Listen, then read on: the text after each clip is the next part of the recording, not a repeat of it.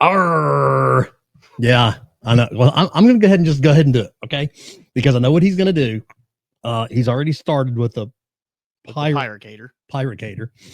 And I'm just going to go ahead and I'm going to come into this full-fledged, okay? I'm not going to let him take this from me, okay? Because I know what he's a child. He's going to continue to act like a child, okay? Yes, I'm wearing an eye patch. Obviously, you guys know a lot about what's going on, and you understand about my health issues that happened recently. And because of that, I have to wear an eye patch for now. This is what I deal with. Literally, I look up and as we're starting this recording, and it says Pyragator. To be quite honest with you, I think it's pretty accurate. Well, let's just say that we're going to do this. This is going to probably come as an instant premiere. I'm assuming the way that we're going to upload this. I'm not sure, but that's probably what's going to happen.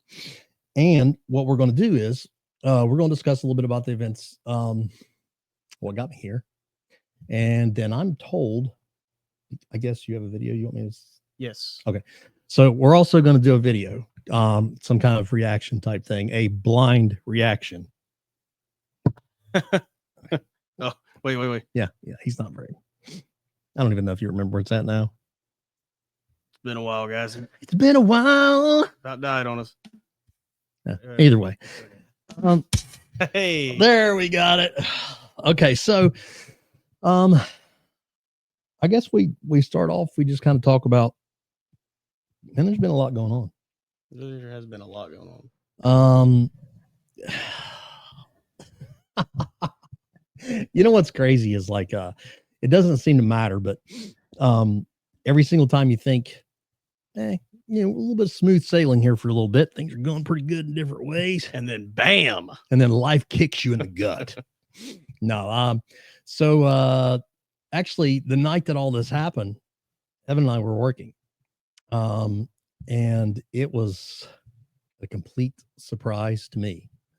But let's just say that I don't think either one of us probably realized at the time the significance of what was going on. No. So to give you guys a little bit of a backstory, if you guys haven't heard, or if you haven't seen in my video before, I was just discharged from Ohio State University Medical, actually Thanksgiving night. And what had happened is the previous Monday night, I guess it was Monday night, wasn't it? Yes. Okay. So that Monday night, just prior to Thanksgiving, I worked midnight shift, and I go into work, and I'm not, I probably kind of felt a little crappy that, nothing to really draw attention to. It wasn't anything like that. So, I did have a little bit of a headache. Well, I get to work, and I don't know if it was like the fluorescent lights maybe in the PD. I don't know. The kind of, did they ever mess with your eyes? Every now and then. Like that. If I'm real sleepy, then they'll mess with me. But well, it kind of had that kind of effect where it kind of messed my eyes a little bit. And I don't know. I guess at the time I just kind of chalked it up.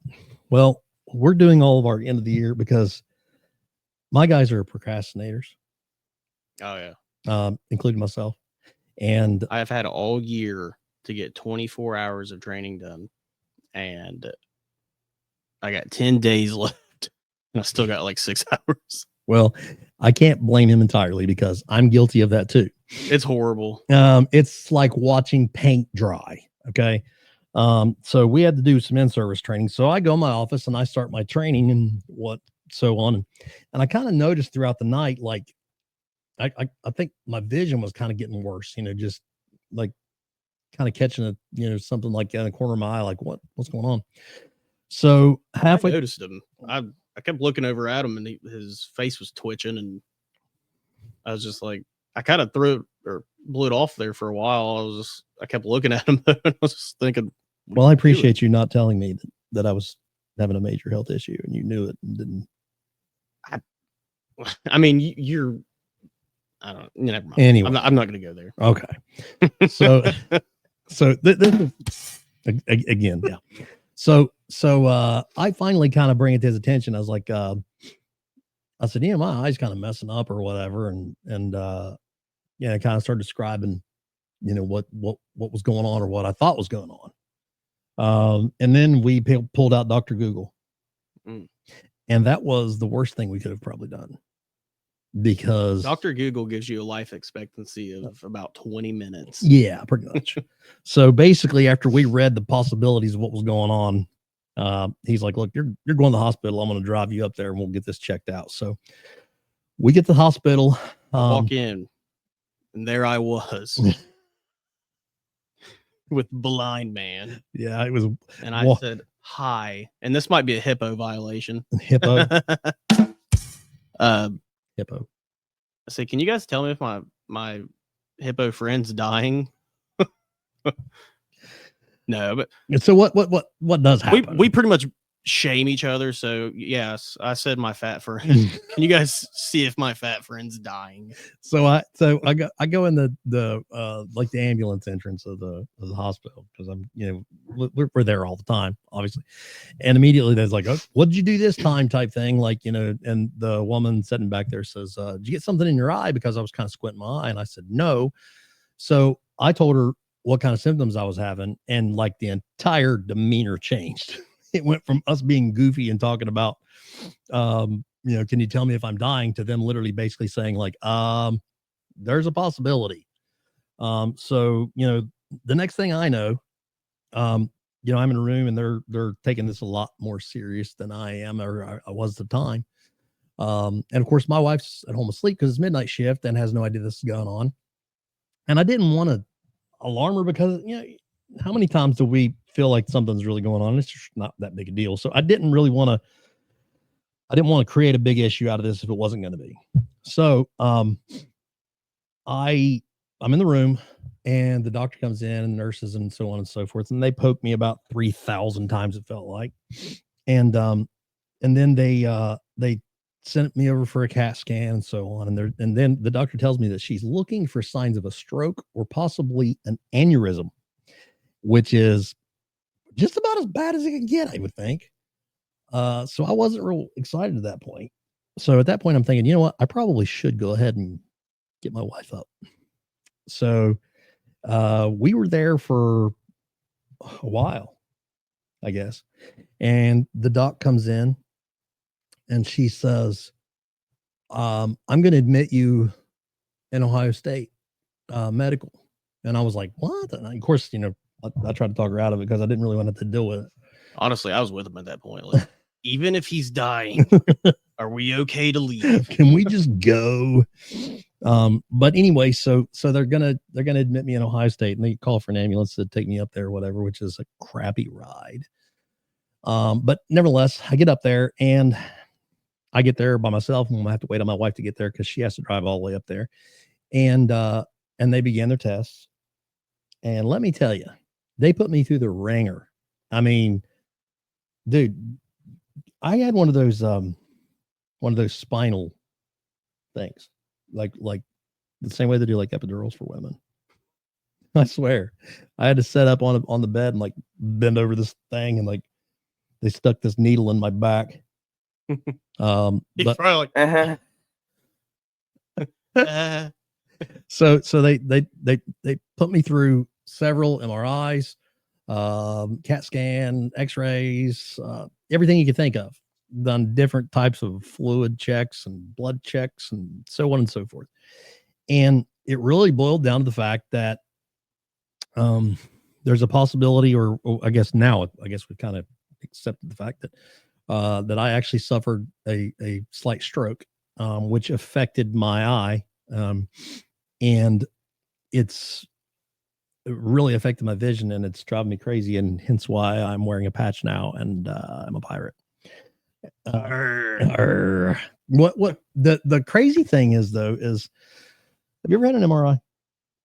Yes. Oh, dude. Well, wait, which one's the MRI? It's the one where you go in that like tube thing and it spins and stuff. I mean, it didn't spin me around. I don't remember. Like I think you were thinking of like a movie or something. Well, maybe I'm thinking of the CAT scan. Does a CAT scan do your brain? They're all, I mean, depends on what they're looking at. For you, it'd be hard to find one. No, actually, that thing goes on overload, whichever it is. The because my MRI is the one that's brain really, is really so- loud, and you have to wear the air protection and stuff. The MRI? Yeah. Okay, then maybe And it takes forever. maybe it's just a CAT scan that I've done. No, the MRI takes like 40 minutes. Okay, I've just done So you have to lay completely isolated and you can't move. And they put this thing down over my face, and they put these earplugs in. I'm sure he was wishing it was food. No, so it was awful because you don't realize how hard it is to lay perfectly still for that long. It seems like, especially as lazy as you are, you'd think, oh, that would be no problem. I would probably enjoy that. Yeah, you think that until you get in there and you say, oh my God, that is nothing like I thought. So I had to do this MRIs like 2 or 3 times, and it was awful, man. And obviously with my eyes already messing with me, and I'm dealing with all that stuff. And then they done the spinal thing, but the doctors up there were great. The nurses, the staff at Ohio State, big shout out, hats off. They done a great job. And then that day of Thanksgiving, the neurologist comes in, and I'm talking to him, and he kind of discussed some options and stuff, and they treated me with some type of steroid, prednisone type thing. They were giving me like 1,000 mgs a day. Like, I've never even heard of that. Like, you know what I mean? Like when you take those packs, they're like 5 milligrams a piece. Yeah. And I was taking 1,000 or something like that. But anyway, so it was crazy. And then I basically, when I kind of, my wife and I were sitting there Thanksgiving, and I was like, did I just hear him right? Because I don't think he said there's anything else scheduled. Like there's nothing else that they were saying, oh, well, you're going to come in, we're going to come in tomorrow morning and do this or do that, whatever. They had already done everything that they said they were going to do. So the only thing I was really doing was just waiting there for observation. So I was like, if I'm just laying here, I may as well just be laying in my bed at home. I mean, it's more comfortable. So I called the doctor, my actual, because they had, I guess a different staff of doctors that were dealing with me up there. And the guy that was actually the MD, the regular internal medicine doctor. And I called him, I said, look, here's what's going on. And it kind of explained the situation. And he says, let me call you back. But I don't think there's a problem with that. I can't see why you would need to stay if there's no further tests or scheduled or anything. And if need be, you could get back up if you had to. Yeah, absolutely. So Thanksgiving night, I went home with my wife, and it was a terrible drive because it's the first time I'd really, at this point, my vision was completely kind of compromised. And man, let me tell you, but when she drove me home, I was probably like that griping granny, complaining about everything. You're driving too fast. You're doing this, whatever. So, but we get home, and it's taken me a few days to kind of adjust, and to kind of deal with my eye a little bit. But we're kind of getting there now. And I do think the doctor actually said that my vision's going to return. It's some kind of damage to the nerve or something, but he does believe at least that, in the future that my vision could potentially return. So that's a good sign. But as of now, I am off work, and it is deathly boring because let me tell you this, and Evan, you can probably attest to this too. When you're on a midnight schedule, I already know where you're going, and you are off work, it feels like you're the only person in the universe because nobody else wants to be awake when you're awake. And for me, it's even doubly bad because I can't even drive. I can't go anywhere. It's like COVID all over. Oh my gosh, it's terrible. Yeah, I'm being quarantined. Yeah, absolutely. I mean, you can attest to this. I literally come into work sometimes just to hang out with the guys because it's 3 o'clock in the morning and I can't sleep and I don't know what else to do. Yeah. Walmart's not open. Exactly. And since the C word, I think YouTube will probably dock us a little on that. They don't like that word. But since the C word, the world kind of shut down. The 24-hour businesses disappeared. Unless you're some type of gas station or something, you're probably not going to be open 24 hours anymore. Yeah. And I mean, there's only so many aisles I can go through at the gas station. Dude, and how many times have you missed those 2 a.m. trips to Walmart? Is anybody else out there like that? Granted. Dude, I'm serious. Like those nonsense trips where you don't need anything. You just go to Walmart at like 2 o'clock in the morning and you come back with like a bag of Funyuns, a power drill, and a goldfish. That was the best. And then, like, I don't know how it is for everybody around, but our local McDonald's closes. Oh, he cried. 11 o'clock. Yeah, that's weird. It's awful because the only thing that we have to eat on midnights in Ironton is Taco Bell. Ugh. And it doesn't take long to get sick of that. I've had so many. Yes, you have. Of the he had to go through a grievance process. I've had so many midnight snacks. I'm on the wrong one. Oh, but we also still have Speedway roller items. Oh, actually, yeah. Listen, if you want to actually see what it's like to teeter on the edge of the wild side, and you want to play Russian roulette with your stomach, go enjoy you a 3 a.m. Speedway roller item. And you gotta just hope that it's been there for at least. You need a 12-hour cooker there. I prefer 20 hours. When you get a chicken roller and it's more like a chicken potato chip, so to speak, it's not even rolling. Good. So, but now, I just want to kind of take a second just to tell everybody, man, I've been overwhelmed by the amount of messages and emails and such from everybody. The support is amazing. You guys are awesome. We love you guys. It really does mean a lot. I've had a lot of people that actually reach out and check on me through my wife or through Evan or other people, my friends and family or whoever that, may not have a direct connect to me, that people that I didn't even know would even have an idea this happened to me, but for whatever reason, it, word travels fast, and it really is. I guess it puts things in perspective, and you can appreciate obviously life even more when you feel like sometimes that you're really close to not having it. But you learn to appreciate the people that are around you as well. And you don't take things for granted. Sometimes we got to kick ourselves in the butt to make sure that we don't do that. And we don't get kind of complacent, because that's a dangerous place to be. And sometimes there's no coming back from that. There's also people that's saying that they're glad to have it to them. Yeah, man, I'm telling you, what do you think about that? Like, that's crazy, dude. there's some like comments and stuff in YouTube. It's like karma, steroid and alcohol abuse. I'm thinking to myself, what? Are you serious? First of all, I don't drink at all. Like, nothing. I never have been a drinker. I never really did care much for it. I mean, it just was never my thing.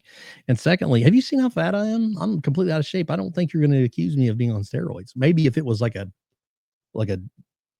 Krispy Kreme donut roid or something like that, might be more likely.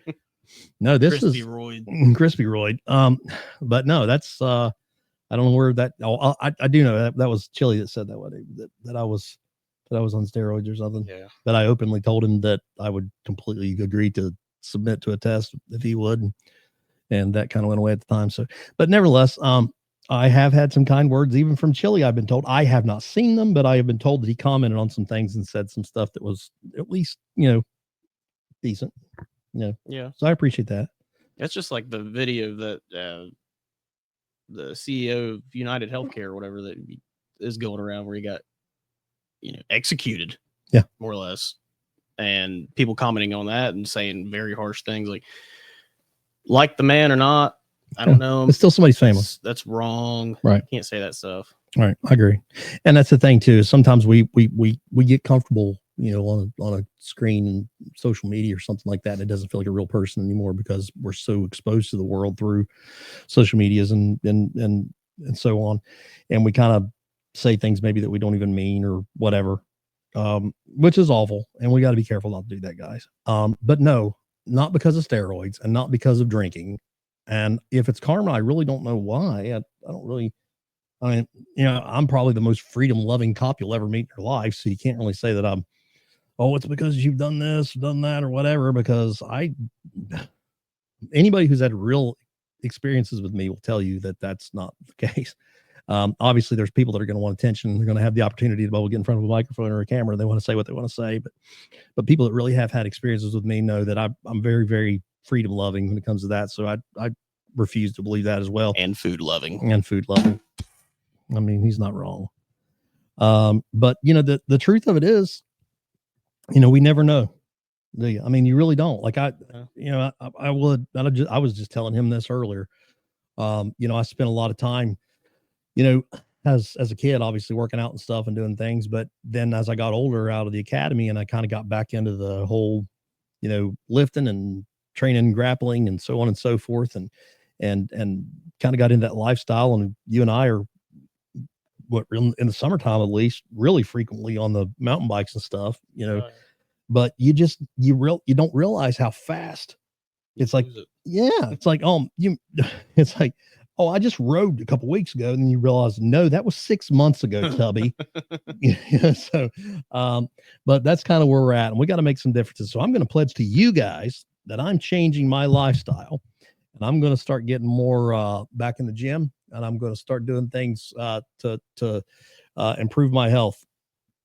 And I'm on a lot of medication now, and it's going to be hard probably to work out like I was right now because I can't see very well, but that'll go away.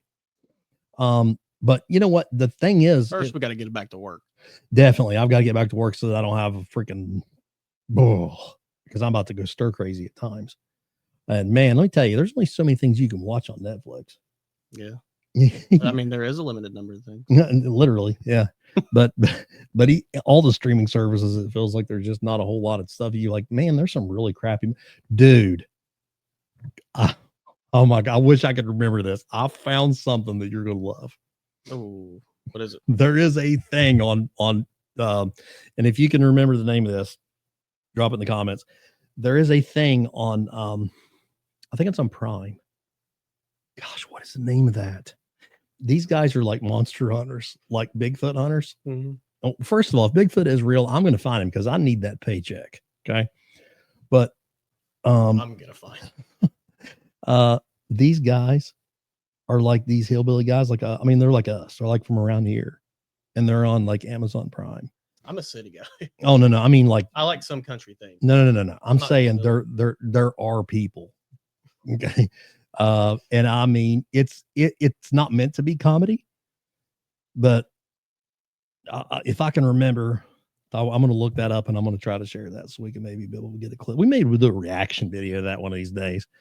But speaking of reaction, you said that you had something you wanted me to see. So, don't know if you guys are familiar, if you guys keep up with the news or anything like that, but an officer with Chicago Police Department, it's been about a month ago now. Long story short, they conducted a traffic stop on this vehicle, and ultimately one of the officers lost his life in the process, as well as somebody that was in the vehicle with the shooter. But this is for Officer Enrique Martinez. So am I getting ready to armchair quarterback this guy? Yes, I'm looking for the Piracator's reaction. I'm going to give you a Piracator reaction. Not even now, old girl, I'm not did none around. No. Let's see. Got to get it on there first, guys. Just bear with me. I'm still learning here. We got to get this thing up here. Okay. Is this, is this like a. So it's on TikTok. Oh, okay.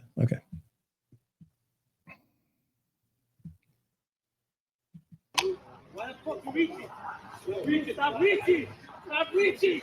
Stop reaching! You're gonna get fucking. Oh, wow.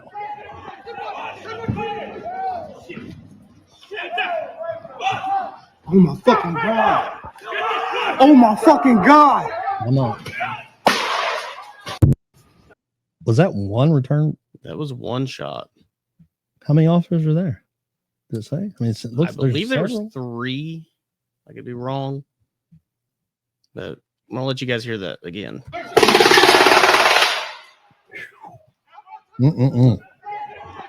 Whether you like the police or not, nobody deserves that. No. Wow. That was I obviously I don't know what the weapon was, but that's a very high rate of fire. It's probably some type of submachine gun, pistol caliber type thing, as fast as it was cycling. I don't know. That's crazy, man. Officer got more? Enrique Martinez was part of a team that stopped a vehicle with 3 occupants at 80th and South Ingleside in East Chatham. Police say the driver opened fire with a rapid fire weapon, fatally striking Officer Martinez and an occupant of the car. They say the gunman drove away, striking another officer who's recovering at a hospital. Police arrested the suspected gunman and another passenger. They recovered a semi-automatic weapon and a handgun. Other officers raced Martinez to University of Chicago Medical Center, where police officers gathered in support. 15th Ward Alderman Ray Lopez said officers are working in a dangerous environment where they literally are under the gun. Officer and Wow. How old was he, man? He's young, isn't he? Yeah, he was. I don't know if it said it, but I mean, just judging by the picture, my gosh, he looks like a kid. What a shame, man. Yeah, that's crazy because, like, wow, we were just talking about being complacent in a whole different context, but sometimes we get comfortable. I'm not trying to scrutinize these officers because I don't know, I wasn't there. But I certainly did hear somebody give him orders several times to stop reaching. And I guess I'm once again, you guys seen what I just saw, just very brief, but I'm really surprised at the fact that the only fire I heard was the automatic fire. Yeah. I mean, that's crazy, isn't it? Like, I don't know what's, I mean, there he is right there. Huh? Are you shared that page? Can you, I don't know if you have that shared up or not. 26 years old. My gosh, just a kid. Unreal. He was just a month shy of 3 years of service. Wow. 26-year-old kid. Well, let's go back up here to his bio. I want to read that real fast. Does it say, was he married? Did he have kids? Anything? Let's see. He is survived by his parents, brother. His brother also serves with the Chicago Police Department. He's survived also by his sister and his fiance. Man, oh man. That's sad. Sad, that kid. Yeah, man. I don't know if you can, I don't know if you have that pulled up or not. Able to get it back up there? Okay. Oh, there he is. Just a baby. Wow. What a shame, guys. What a shame. Like I said, you don't have to like the police. There's a lot of people that I disagree with. I don't know if you knew this, but I don't like the ATF. Oh, yeah. Who does? I know there's a certain. But I will tell you this, even though that I don't like those guys, I sure don't want any of them to get hurt. I wouldn't want anybody to be hurt. That's not my style. I don't want anybody to be hurt.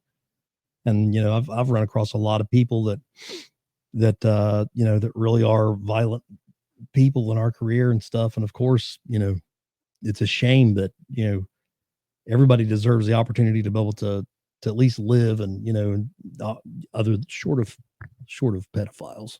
Okay. Yeah. If you're doing something to a little kid, in my opinion, you know what needs to happen.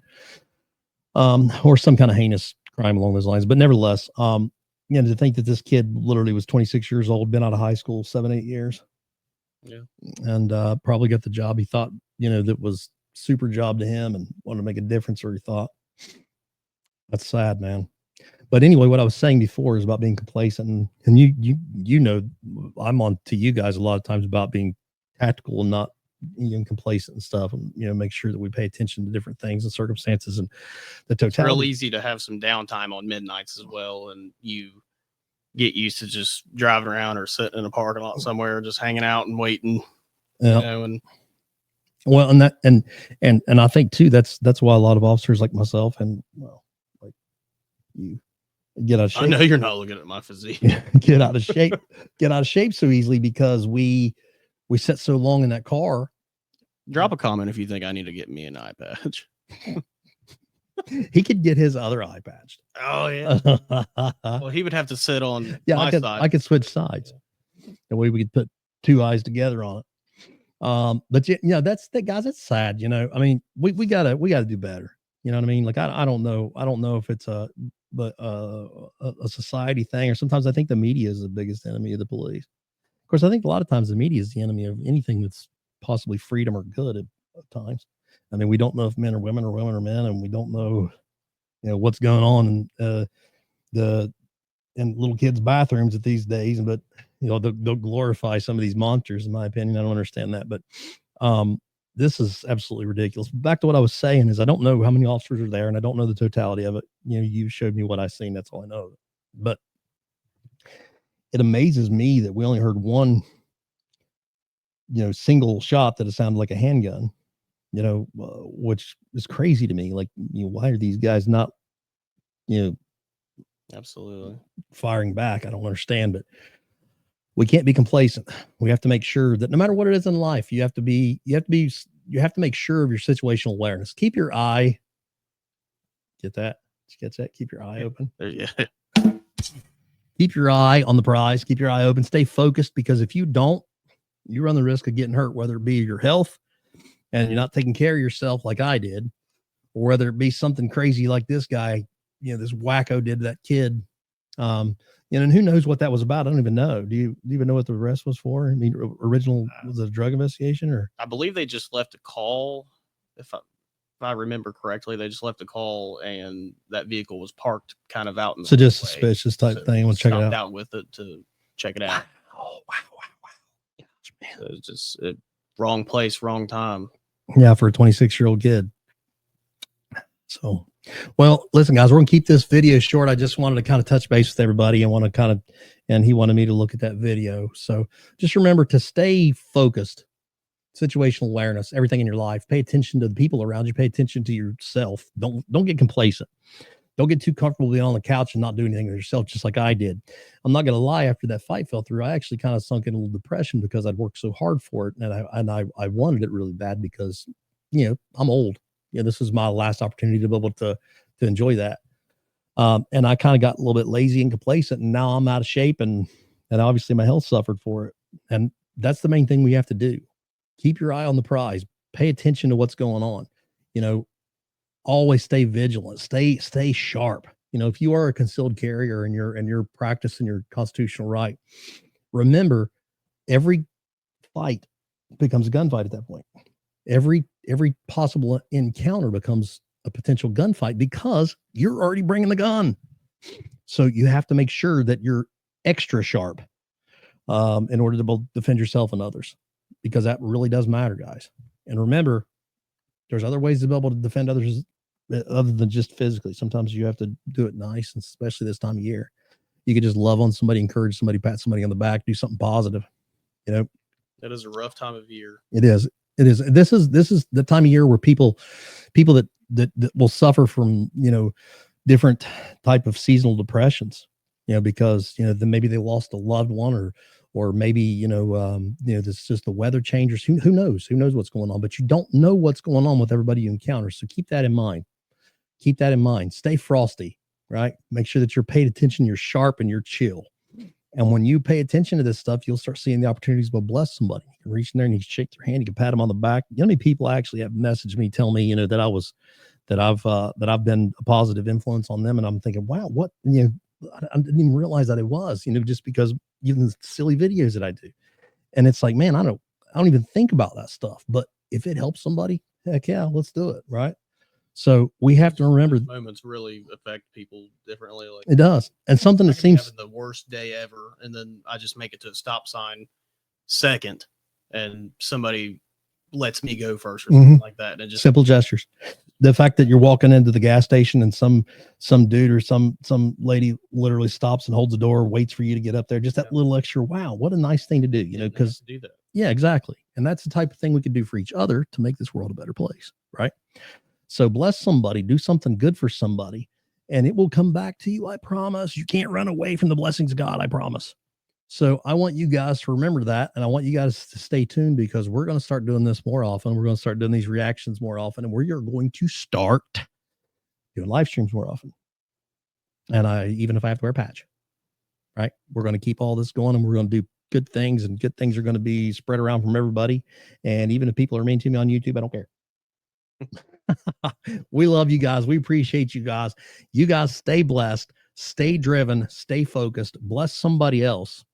And if you haven't already, consider liking and subscribing to the channel. It really does help to know if my content's reaching anybody that cares, and kind of gives me an idea of if we're actually doing anything successful. And Evan is literally really invested in this. He's really learned a lot of this stuff, and he's kind of running with it. And it's kind of become heck more of his trick pony at this point. But we appreciate you guys, and let us know if you like it. Drop a comment down below. Like, share, subscribe, do all the crap you want to. You know how it goes. Stay blessed, stay driven, stay focused, and for once and all, if you train like you fight, you'll fight like you train. See you guys. God bless you. We'll see you next time. And don't forget to let me know if I need to get an eye patch.